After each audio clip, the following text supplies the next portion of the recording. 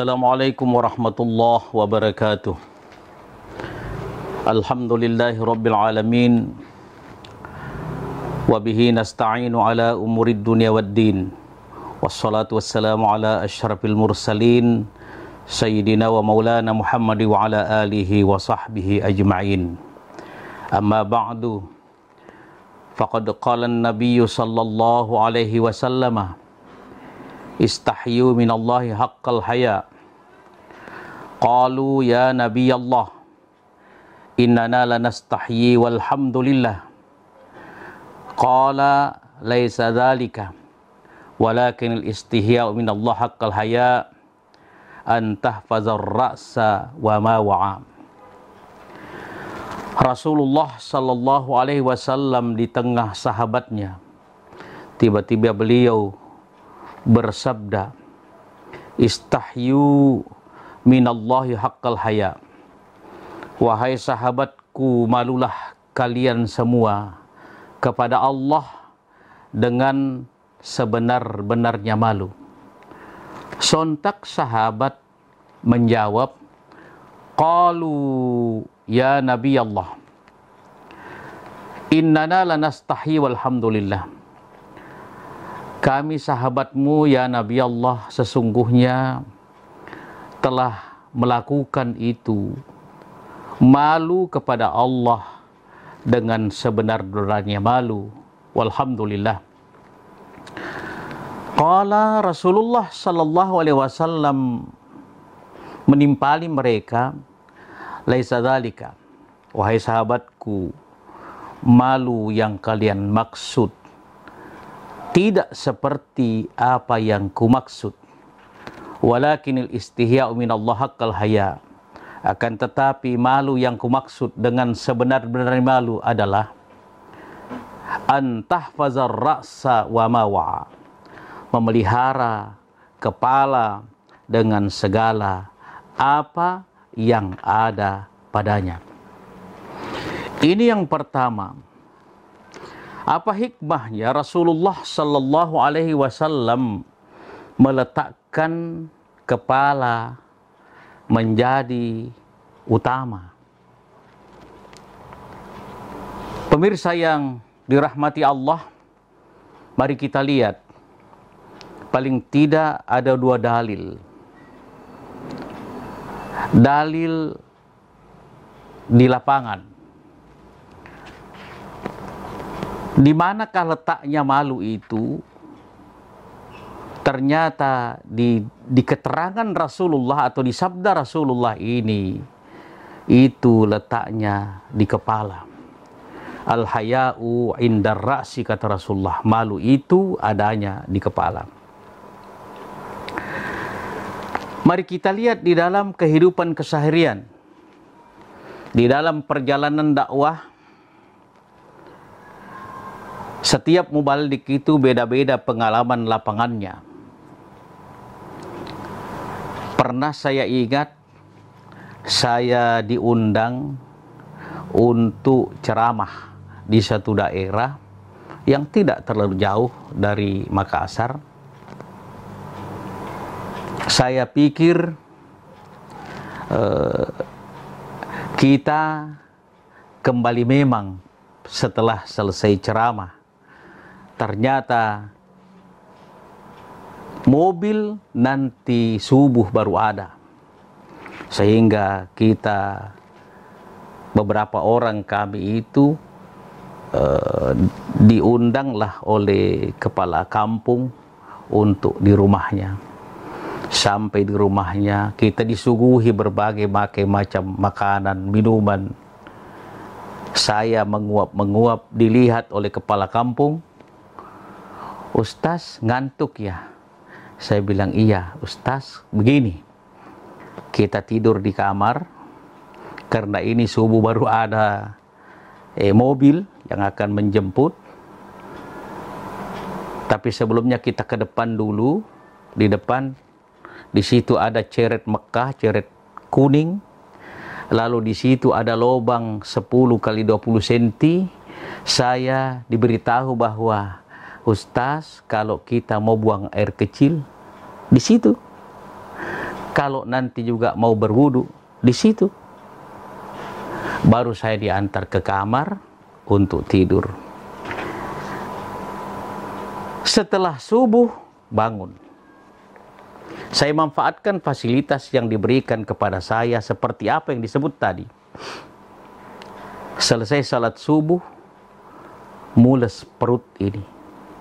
Tidak mau kompromi.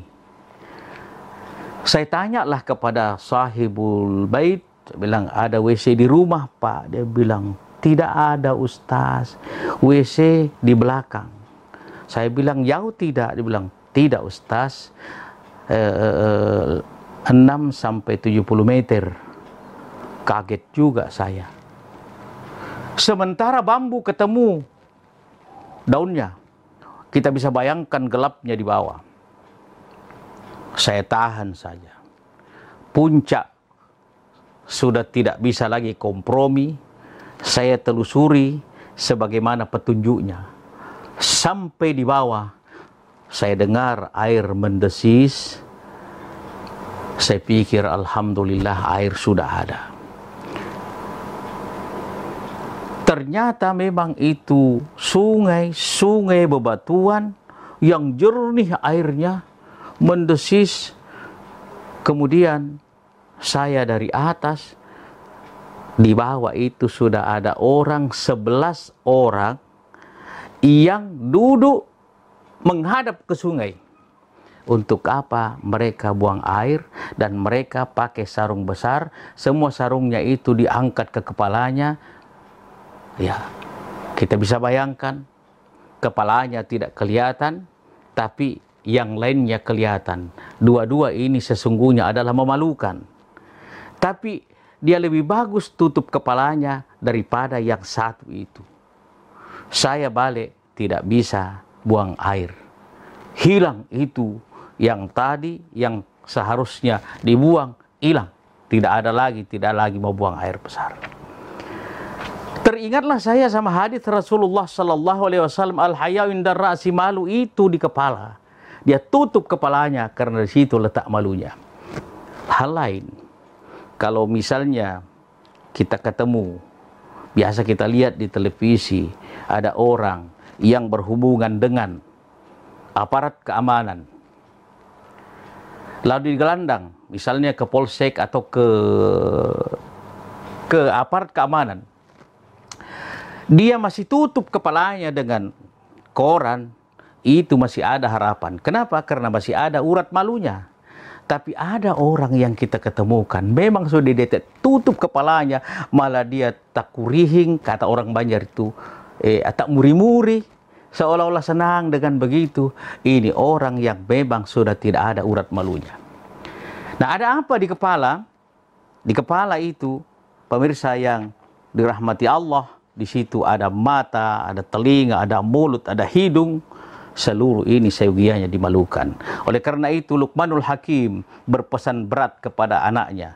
Wahai anakku, nanti kalau kamu merantau, di perantauanmu di sana ada kebaikan kau ketemukan, ada kelompok manusia, tapi di situ ada kebaikan yang dilakukan, ada ayat Allah yang dibacakan, ada hadis Rasul yang dibicarakan, maka kamu gabung dengan mereka, karena kalau kamu punya ilmu, ilmumu pasti bermanfaat kepada mereka, dan kalau kamu tidak punya ilmu, kamu akan beroleh ilmu dari mereka.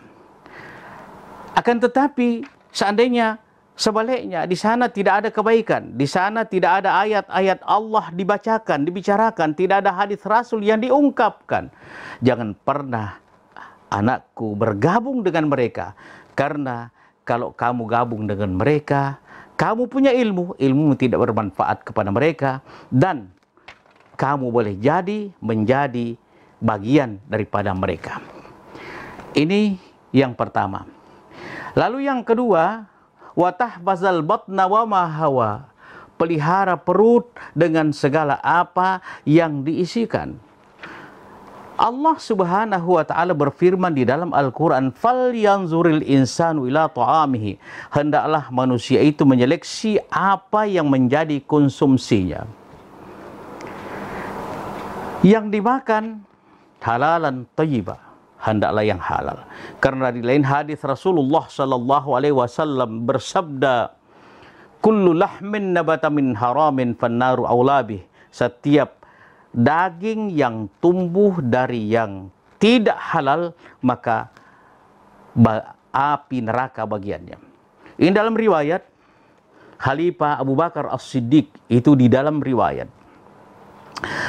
Dia disuguhi oleh khadamnya susu. Ini menjadi kebiasaan khalifah. Setiap sore minum susu.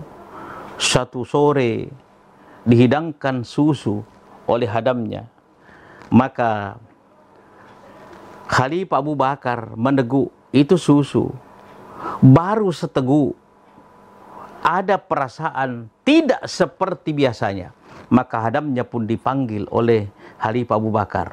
Khadam, sini. Ini yang bikin susu siapa? Kata khadamnya, saya Khalifah. Kamu beli? Tidak Khalifah. Dapat di mana? Begini Khalifah, saya keluar tadi, tiba-tiba ada seorang pemuda tanggung yang menghampiri saya. Lantas dia bertanya kepada saya, kamu orang dekatnya Khalifah karena kamu khadamnya. Tentu kamu tahu apa yang saya tanyakan. Saya pun berkata kepadanya, apa yang kamu tanyakan? Maka Khalifah mengatakan, apa yang dia tanyakan? Maka pemuda tadi, khadam tadi mengatakan, yang dia tanya begini, Khalifah, saya ini mau kawin dengan gadis sebelah. Apa saya jadi orang terhormat, orang terpandang, orang kaya, orang yang dihormati, orang yang dihargai kalau saya kawin itu? Khalifah Abu Bakar bertanya kepada hamnya, apa jawab kamu? Saya hanya bilang, kamu seperti apa yang kamu bilang. Saya pulang, saya kaget karena saya dikejar, saya dikasih ini susu. Inilah susu yang saya bikinkan buat Tuan. Khalifah Abu Bakar pun menyuruh khadamnya masuk. Khadam, kamu masuk. Apa yang dia lakukan Khalifah Abu Bakar? Yang Khalifah Abu Bakar lakukan adalah memasukkan dua jarinya, jari tengah dan jari telunjuknya, ke tenggorokannya sedalam-dalamnya. Lalu dia muntahkan semua yang baru masuk dan yang tadi juga masuk, keluar semua. Ini maknanya jamaah yang dirahmati Allah, bahwa begitu luar biasanya Khalifah Abu Bakar mengamalkan firman Allah Subhanahu wa ta'ala, falyanzuril insanu ila ta'amihi, hendaklah kamu benar-benar menyeleksi apa yang menjadi konsumsimu. Yang ketiga, wa tazkural mauta wal bila, mengingat mati dengan segala perharanya. Ini juga salah satu di antara malu dengan sebenarnya malu kepada Allah. Mengingat mati dengan segala perharanya. Apa perharanya? Yang paling luar biasa adalah penyesalan. Pemirsa yang dirahmati Allah, di dalam Al-Quran, Allah Subhanahu wa ta'ala berfirman, fayaqula rabbi laula akhartani ila ajalin qarib fa as-sadaqa wa akum minas salihin. Itu orang yang meninggal dunia, seandainya kata mereka masih ada kesempatan yang diberikan Allah sejenak, diakhirkan kematiannya, lalu mereka mau bersedekah, menjadikan mereka mau jadi orang-orang yang saleh. Ini wujud penyesalannya, ini kata-kata penyesalan. Nah, oleh karena itu, sebelum meninggal dunia, masih sehat, masih kuat, berpunya, jangan pernah kita lalai untuk berimpak, bersedekah di jalan Allah Subhanahu wa ta'ala. Sebab apa? nanti penyesalan di akhirnya. Penyesalan di akhirnya. Dan tidak mungkin waktu itu kembali lagi. Berikutnya, jadi bersedekah mumpung kita sehat. Tentu ada pertanyaan, kalau itu untuk saya, bolehkah saya bersedekah untuk ayah, untuk ibu saya yang sudah meninggal dunia? Ternyata pertanyaan ini telah ditanyakan oleh sahabat Rasulullah sallallahu alaihi wasallam. Hadis dari Aisyah radhiyallahu anha qalat, anna rajulan qala lin nabiy sallallahu alaihi wasallam, inna ummi uqtulitat nafsuha wa uraha law takallamat tasaddaqat fahallaha min ajrin in tasaddaqtu anha, qala na'am, muttafaqun alaih. Dari Aisyah berkata, ada seorang laki-laki datang kepada Rasulullah. Laki-laki itu berkata, ya Rasulullah, inna ummi uqtulitat nafsuha, ibu saya ya Rasul meninggal mendadak. Wa uraha law takallamat tasaddaqat. Seandainya saya bersedekah, seandainya saya ketemu ibu saya ya Rasul masih bisa bicara, pasti dia berkata, oh nak, bersedekahlah kamu nak. Fahallaha min ajrin in tasaddaqtu anha. Ya Rasulullah, apakah ada pahalanya kalau saya anaknya bersedekah niat saya buat ibu saya? Qala na'am, kata Rasul, ya, ada pahalanya buat ibu kamu, muttafaqun alaih. Nah, orang tua kita yang telah mendahulu kita, sesungguhnya itu menjadi harapannya terhadap kita, anak-anaknya, cucunya yang masih hidup. Sedekahnya kita niatkan pahalanya disampaikan oleh Allah kepada beliau. Karena itu adalah menjadi harapan mereka. Nah, oleh karena itu, pemirsa yang dirahmati Allah, penuhi harapan orang tua kita, penuhi harapan orang tua kita, apalagi di bulan suci Ramadan ini. Kita bayangkan, pemirsa yang dirahmati Allah, ibadah sunnah yang kita lakukan sama dengan ibadah wajib di luar bulan suci Ramadan. Ibadah wajib yang kita lakukan di bulan suci Ramadan itu sama dengan 70 ibadah wajib di luar bulan suci Ramadan. Nah, oleh karena itu, jangan sampai kita lalai, jangan sampai kita tidak manfaatkan bulan suci Ramadan dengan sebaik-baiknya untuk berimpak, bersedekah, dan jangan pernah kita lupa bersedekah atas nama orang tua kita yang telah berpulang ke rahmatullah. Inilah 3 hal yang menurut Rasulullah sallallahu alaihi wasallam adalah wujud malu kita kepada Allah dengan sebenar-benar malu. Yang pertama tadi, pelihara kepala dengan segala apa yang ada padanya. Kemudian pelihara perut dengan apa yang akan kita isikan. Kemudian yang ketiga, mengingat mati dengan segala peraharanya. Mudah-mudahan bermanfaat. Wabillahi taufiq wal islah. Assalamualaikum warahmatullahi wabarakatuh.